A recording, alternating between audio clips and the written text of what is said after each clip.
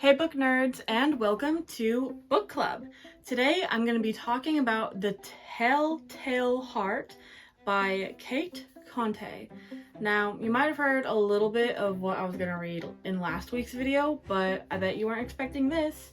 Something completely different from what you all were probably expecting, because The Telltale Heart is also a very widely known short story written by Edgar Allan Poe. Now, I actually do have Edgar Allan Poe collection poetry somewhere over here behind me. I mean, obviously it's gotta go in the coffin-shaped bookshelf, but now today we're gonna be actually going with another murder mystery. But it's not gonna be like Black Coffee, because unfortunately I DNF'd for the very first time. And to those of you who are new to terminology between readers and lovers of books, DNF means did not finish. And most of the times it means in a very personal way. Like, it's not that they started reading but then life got crazy so they never finished it. It's more of like a, well, that's what it can mean as well. But for most readers that I know, it means that we purposefully are not finishing this book because it's not satisfying to read, at least for me. And I was actually excited about it. It's a cat cafe mystery, it says it on the top, and there's actually no indication that this is the third book of a series just on the cover, and I don't even think, looking in the cover itself, where it says like the first like 2 books, because this is the third installment. It says Cat About Town, Murder She Wrote, The Telltale Heart. And you know, I was really excited to give this book a shot because Black Coffee was the first murder mystery book I've ever read.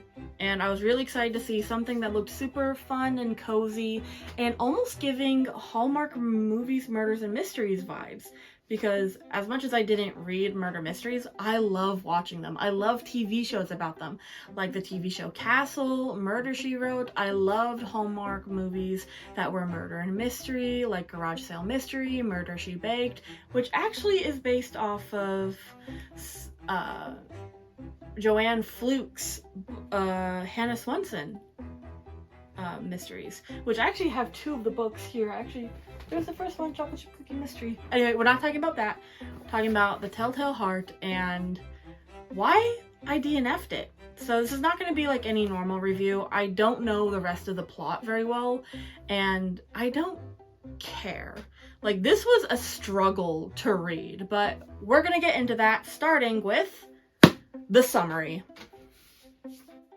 Here's what, as much as I remember from, because I started reading this and I just did not want to read it. It was like when you have to read a book, and, or not have to, but like when you want to read a book and you're really excited and then you start reading it, and then every time you pick up to read another chapter, you're dragging your feet, and you just don't want to do it. Yeah, at that point you really shouldn't be reading the book. But if I'm going to start a book, I'm going to get at least halfway, like fully halfway through the book, not halfway through chapters, but halfway through the book itself before I decide if I'm going to DNF it. But we're not here to talk about that. We're going to talk about the summary first. And before I actually look at the summary on the back of the book, because I love that it has the back of the blurb, I'm actually going to try to remember what it is that I did read, kind of. Or like what the book is supposedly about. So the main character has a cat cafe. It's currently under construction, but only like half of it. So the other half is still functionable. It's the off season of this little island town that she lives on. The ferries are not going to be running because winter's coming in. And she has 1 customer coming in every single day to write and drink coffee and maybe pet a cat every once in a while, because if you didn't know, a cat cafe is a cafe but with cats in it that you can sit with and pet, and some cats can be up for adoption or for fostering. But yeah, cat cafes are really cool and unique. I've always wanted to go to one, but anyway, I'm getting distracted. And then a few days later, that 1 customer dies in, I think it was seemingly an accident, or I don't know, he was murdered. I mean, it's a murder mystery. He was obviously murdered. And the main character, the owner of the cafe, is just, I don't know how to explain it. I'm like trying to remember. It's like, the only things I really remember is that the dude who died apparently was a really famous author, and she suddenly wants to figure out why he died, or like who killed him and what's going on, and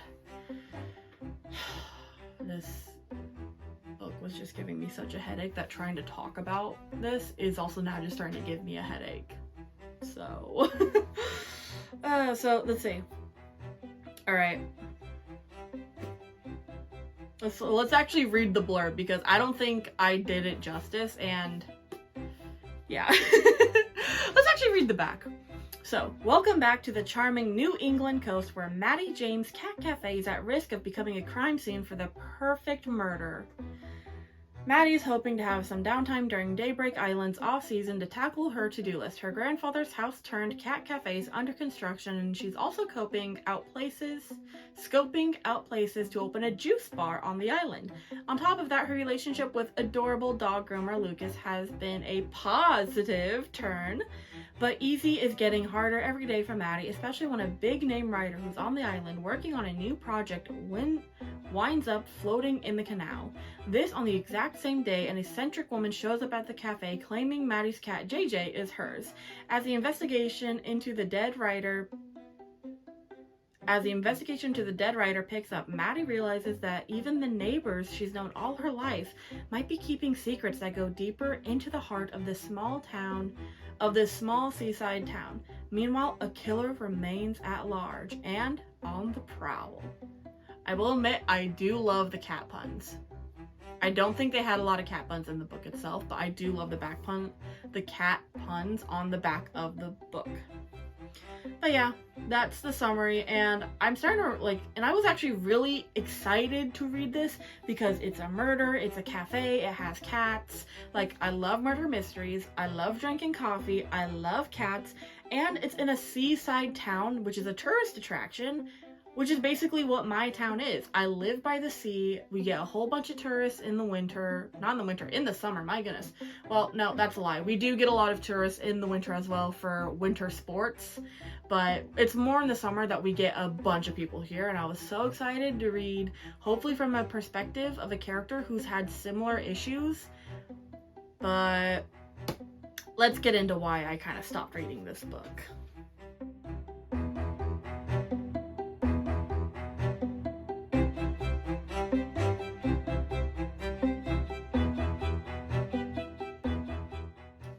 So we're just gonna go through who the main characters are, or at least the main character.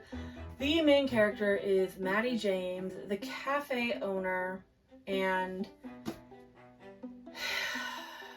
I don't like her.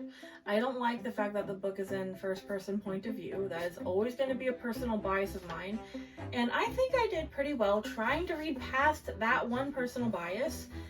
If it wasn't for the fact that she's so annoying and whiny.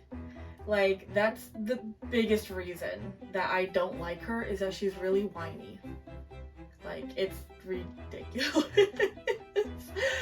But, you know, I don't even think any of the side characters really, makes up for it either. Because the side characters, you have her sister, her name's Val, you have her grandfather, you have her boyfriend, who's not even in the book for the majority of the part because he's off at a grooming convention, learning, different techniques and meeting other people there and all that stuff. And there's JJ, her cat, which honestly her cat is adorable, but again, not written into it a lot.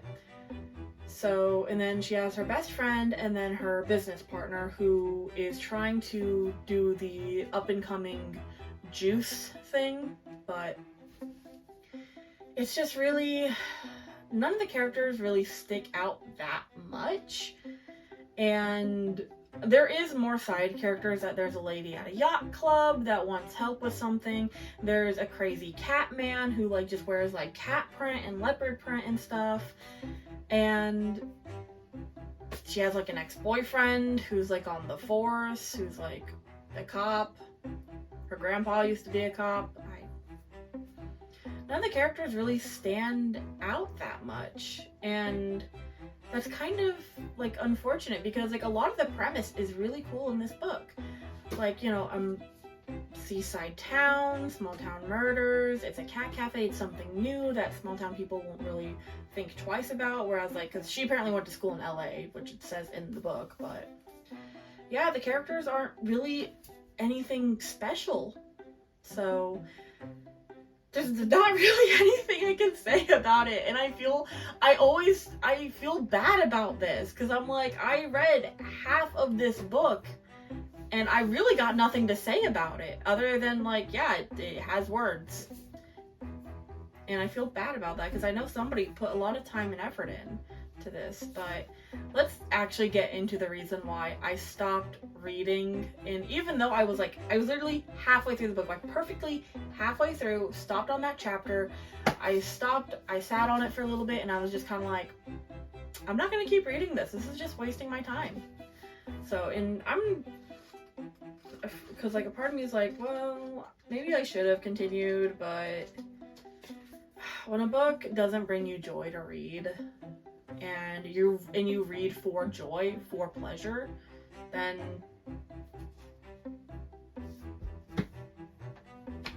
yeah. But let's get into the actual reasons why I stopped reading The Telltale Heart. I want to start this off by saying that these are my own personal thoughts and feelings and opinions. This is nothing to reflect on the writer herself. Like, for example, like, just because she writes first-person point of view doesn't mean she's like a terrible writer. It just means that I personally don't like first-person point of view. I prefer third-person most of the time, because for me that's easier to read and to see it as a movie in my head. And again, no actual hate to the author. Kudos to her for writing in general and being able to publish a book.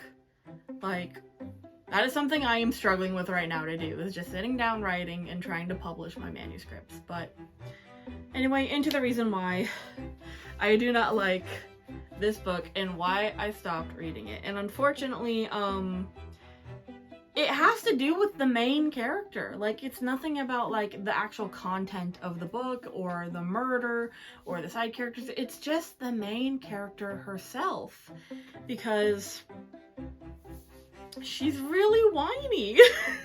And I feel bad saying that, because like, I'm sure, because like, I've actually looked up reviews for this book to see if I was going crazy. Like, is it just me, or do other people also feel the same way? And I've got a mixed bag of looking on Goodreads and other places online that they also agree that the main character is really whiny, but also that this is just a really fun, cozy book to read, you know, easy going book and stuff like that. But yeah, no, and like, why do I think the main character is whiny? Why do I think that Maddie James, the main character, the owner of the cat cafe, is whiny? Because she thinks she can get her way because she knows people in law enforcement. And this is something I also don't like with Hallmark characters during their murders and mysteries, that they also think they could get away with stuff, or I don't know. I feel like there's better ways of doing it. But for example, like, she finds out that, you know, the dude who dies is this super famous author working on a new manuscript, and she's like, oh, what if I solve this case, and blah blah blah, like, I just really need to know, like, what happened to him. Like, I need to know, like, I need to know. He was at my cafe for a week. I need to know. Like, I need to know. I deserve to know. Like, he was at my cafe. But it's like, he didn't die at your cafe. He wasn't killed there. He was killed somewhere else. Like, you don't have any actual connection to him other than the fact that he was at your cafe and that he was just there every day. That's it. But she's like very much like, no, I need to know. Like, it's gonna drive me crazy. Like, I need to know. I know I'm kind of being nosy a little bit, but I need to know, like, what was he doing there? What was he doing? Like, I need to know. And then her grandfather, who was in law enforcement, is like absolutely like, no, don't focus on your cafe. It's under construction. You're looking for a place to do like a juice stand or something. And like, she's like trying to investigate, she's like breaking the law doing this, and she's only getting off scot-free because she has an ex-boyfriend who's a cop, And her grandfather was like apparently this really well-respected person of authority when he was before he retired and stuff like that. And it's just every time like no one wants to do what she says or give her information, she gets all whiny about it. Like, hey, can you tell me what's going on with the investigation? Sorry, no, that is sensitive matter and we can't release that to the public. Come on, you have to tell me what's going on. You should tell me what's going on. Like, come on, I need to know. Like, literally every time she doesn't get her way, she gets really whiny and upset about it. And it's annoying. And what makes it even worse is that she doesn't have a relationship with the victim at all. All she, like, even like in the beginning of the book, she's like, oh yeah, there's a dude that's just here every day for like the past week or so. He's just writing. And that's about it. And then after he dies and she finds out who he is, this super famous, super cool, like, author was here? What? Like, I need to call up his wife. I need to call up, like, his, like, attorneys. I need to call up, like, the people that he worked with. Because I need to know. Because he was in my cafe. Because he was there for, like, a week. Because he was just drinking coffee there and writing. And it's like, okay, but you didn't talk to him. You didn't build anything. You don't have, like, any type of relationship. Like, it was driving me crazy throughout the entire book. She didn't have a relationship with him at all, and she thought like she was entitled to it. It was genuinely driving me crazy that she was going so overboard to try and find out who this person's killer is.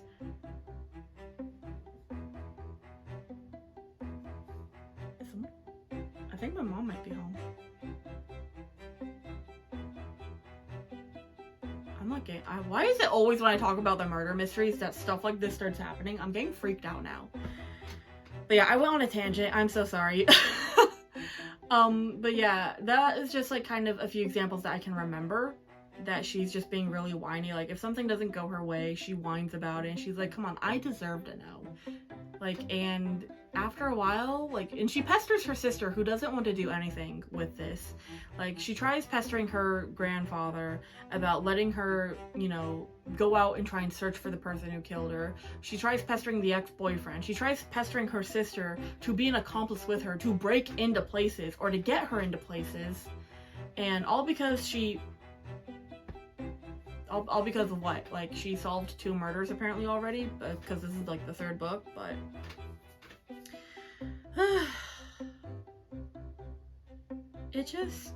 it doesn't feel like that she even has chemistry with any of the other characters. Like, she just kind of whines at her sister, she whines at her grandfather.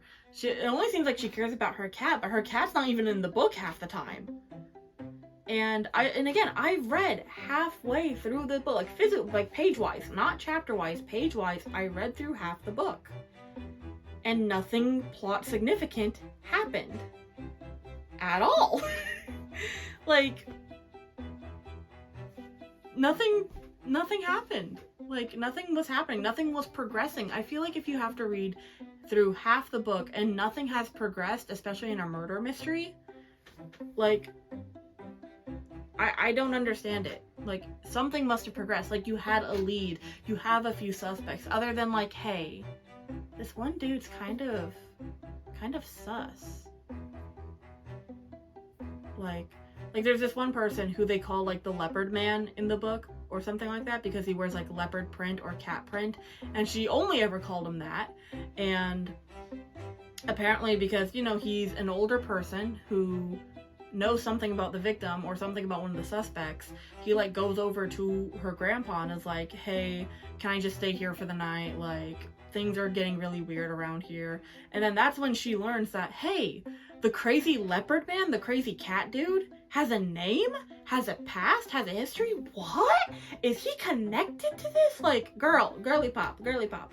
Like, I got nicknames for people in my small town too who are a little loco, but I know they have like an actual life. I know they have a past. Like, I know they're a person. We just call them that because it's a nickname for them at this point. Like, I don't know, I feel like she doesn't have chemistry with any of the characters. She doesn't have chemistry with the victim. The murder itself kind of came out of nowhere, and like, at least for Hallmark movies, they make the people like the detective and the victim have a connection somehow. Like, whether it was in their job placement, they were there at the scene of the crime, or they were at the same event, or it was a friend of theirs, or a family member, or something. Like, there's no connection here. And I know I feel like I'm just getting like super worked up with this, but yeah, the plot didn't continue after half a book. Only just little things here and there of like, hey, a thing. And it's like, okay, how does this tie into like the dude? Well, it's a thing. Here you go. It's like, okay, thanks for the thing, but that has nothing to do with the murder. And the cafe has nothing to do with the murder. The cats have nothing to do. Like, literally, like, nothing of what you see with the book, like, it's a cat cafe, cool, has nothing to do with the murder other than the fact that the dude was there drinking coffee. That's not even where he's killed. The title of the book, The Telltale Heart, I thought that had something to do with, you know, how it was. Like, Telltale Heart, alright, that's a story of how a dude kills another person, puts, like, the heart under the floorboards, and he goes crazy. Like, okay, is that gonna, like, is that reference gonna tie in somewhere? No, nowhere at least. And I just... everything in this book is just kind of there. There's no real meaning or significance. There's no chemistry between the characters. The murder feels forced. And I hate saying this about this book because I want to like a cozy cat cafe murder mystery. But thankfully, there are some people who, they also agreed, because when I was looking on the reviews online, they also agreed that this book is not the best, and the first two are better. Like, okay, I just need to read the first two books, and then maybe it will be better, but I don't know. So, unfortunately, this gets a 2 out of 5 for me. Even more unfortunately, I still recommend people read this book. Like, if you're already a fan of murder and murder mysteries, then you know what, yeah, give the book a try. Because again, my personal thoughts and feelings might be different from yours.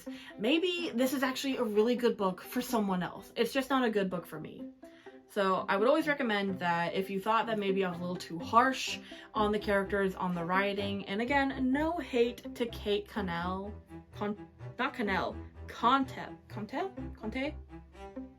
I need to actually start looking up how to say some of these author names, because I'm going to look like a damn fool if I can't say these names. Pretty sure this first one is Cate Conte. Cate Conte? Cate Conte? I don't know. Cate Conte. She... no hate towards her. I love the premise. I love the idea. I love the thought put behind it. It's not meshing with me for some reason. And I want you guys to let me know, am I just crazy? Like, am I just being too overly critical? Is this actually a really good book and I'm just stupid? Like, let me know. If you guys have read it, please let me know. And I'm always going to recommend a book if I think I've treated it unfairly. And I think I have treated this book unfairly. I might try to go back to it in the future, but who knows? Anyway.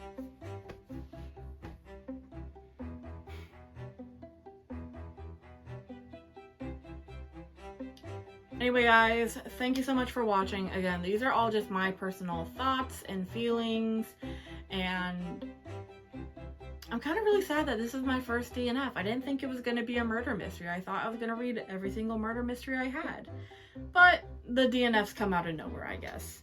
Anyway, thank you guys so much for watching. Next week, I'm actually going to be reading Words on Bathroom Walls, which was a movie.